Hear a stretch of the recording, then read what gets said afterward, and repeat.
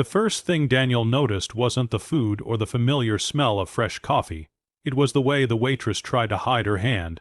It was wrapped in a worn beige bandage, already fraying at the edges, and she moved it carefully, like one wrong twist might shatter her resolve.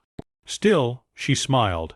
Not the kind of smile meant for tips, but the quiet, stubborn kind people wear when life has given them no choice but to keep going. Daniel sat alone in a corner booth of the diner he owned, though no one here knew that. Dressed in faded jeans and a plain jacket, he looked like just another tired customer passing through. That's how he liked it. Every few months he came in undercover, listening, watching, reminding himself why he'd built this place in the first place. The diner had once been his escape. Now it was a successful chain, but somewhere along the way, success had grown loud and purpose had grown quiet. The waitress approached his table, balancing plates with her good hand. Her movements were slower than the others, careful, precise.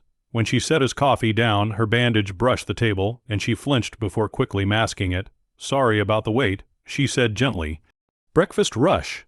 Daniel nodded. "You're doing fine," he replied, then hesitated. "Your hand. That looks painful." For a split second, her eyes flickered with something. Fear, maybe embarrassment, before she smiled again. "It's nothing. Just clumsy, I guess." She turned to leave, but Daniel noticed something else. As she walked away, she paused near an elderly man struggling to cut his pancakes. Without a word, she leaned over and quietly helped him, even though it meant using her injured hand. Her jaw tightened, but she never complained. That was when Daniel felt something shift inside him. Throughout the morning, he watched her. She refilled coffees before they were empty. She knelt beside a little boy who'd dropped his spoon. She slipped an extra slice of toast onto a single mother's plate when she thought no one was looking, and every act came with the same soft smile. Like kindness was her first language. Finally, when the rush eased, Daniel waved her over. "Mind if I ask your name?" he said. "Lena," she replied. "Lena," he repeated. "Why are you working with an injury like that?" She hesitated, then sighed. "Because rent doesn't wait, and because my brother needs his medication." She glanced at her hand. "I slipped at my other job, construction cleanup. Doctor said I should rest it." I laughed. Daniel's chest tightened. "Your other job?" She nodded. "This is the easy one." He looked at the bandage again, at the tremble she tried so hard to hide. "Why didn't you tell the manager?" She smiled sadly. "I did. He said if I can carry plates, I can work, and honestly, I'm just grateful to have the job." That sentence hit harder than any complaint ever could. A few minutes later, Daniel asked for the check. When Lena brought it, she noticed something odd. He'd left a $100 bill folded neatly on the table. "Sir," she said quickly, "you gave too much change." "That's okay," Daniel replied.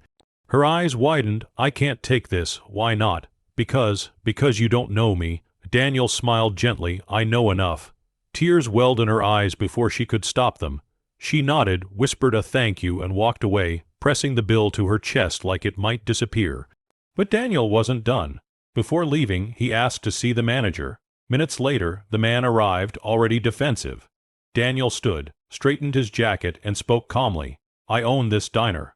The color drained from the manager's face. Daniel didn't raise his voice. He didn't need to. "Your waitress, Lena, has a broken hand. She's working through pain because she believes she has no other choice. That tells me something's wrong here." The manager stammered, trying to explain policies and pressure and staffing shortages. Daniel listened, then shook his head. "Kindness isn't a staffing issue," he said. "It's a leadership one." That afternoon, Lena was sent home. With full pay, her medical bills were covered, her schedule was adjusted. And when she returned 2 weeks later, healed and stronger, she found a promotion waiting for her. But the real change wasn't in policy. It was in people. Customers noticed the way the staff smiled more. Employees started helping each other without being asked, and Lena, she never stopped being kind. But now, she wasn't alone. Weeks later, Daniel returned again, this time as himself. Lena recognized him immediately.